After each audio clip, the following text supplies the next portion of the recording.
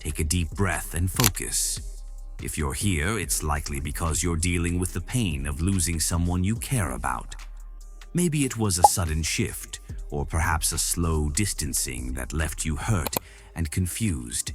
Today, we'll explore how to reconnect with her, not through desperation, but by shifting your mindset, approach, and life.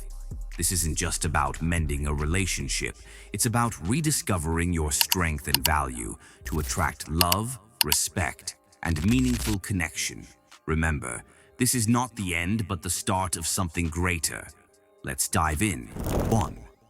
Vulnerability versus neediness.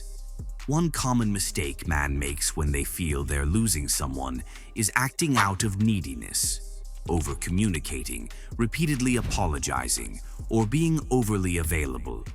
There's a difference between vulnerability and neediness. Vulnerability means expressing your feelings honestly, like saying, "I miss you," which shows authenticity and strength. Neediness, on the other hand, comes across as desperate. Constant texts, calls, or attempts to convince her to stay. Desperation creates pressure, which pushes people away. Instead, express your emotions calmly and from a place of strength. No one is attracted to desperation. Confidence and self-worth are far more appealing. 2. Boundaries and control. Control in relationships is an illusion, but boundaries are essential. Relationships aren't about power struggles, but mutual respect is crucial. If you're always available, constantly accommodating, or neglecting your own needs, you signal that your boundaries don't matter. That's unattractive. Setting boundaries shows self-respect, which in turn earns respect from others. Boundaries don't mean being cold or distant. They mean not tolerating mistreatment or compromising yourself to please others. 3. Scarcity versus abundance mindset.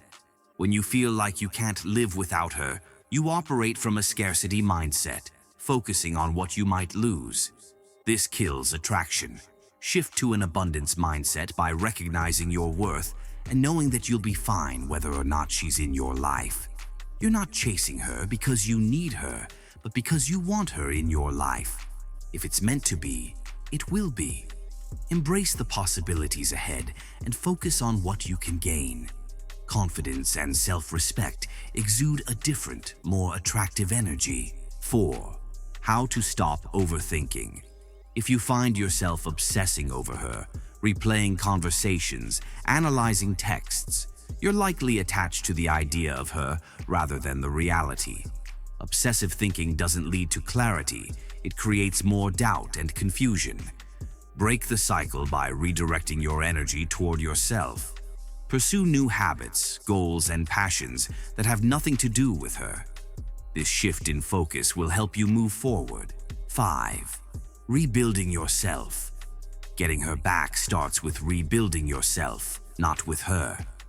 Focus on becoming the best version of yourself, mentally, physically, and emotionally. Rediscover the person she was initially drawn to. Hit the gym, prioritize your career, reconnect with friends, and pursue hobbies or goals that excite you. Don't let these be mere distractions. Make them integral to who you are. When you're busy living your best life, you naturally command respect and admiration, not just from her, but from everyone around you. Final thoughts. Reconnecting with her takes time, reflection, and a shift in mindset. Whether she comes back or not, you'll gain something even more valuable, a deeper understanding of yourself and renewed confidence. Remember, it's not about perfection or changing who you are. It's about showing her and yourself that you have something special to offer. Keep growing, evolving, and never settle for less than you deserve. Thanks for watching. If you found value in this video, don't forget to like, subscribe, and hit the bell icon to stay updated.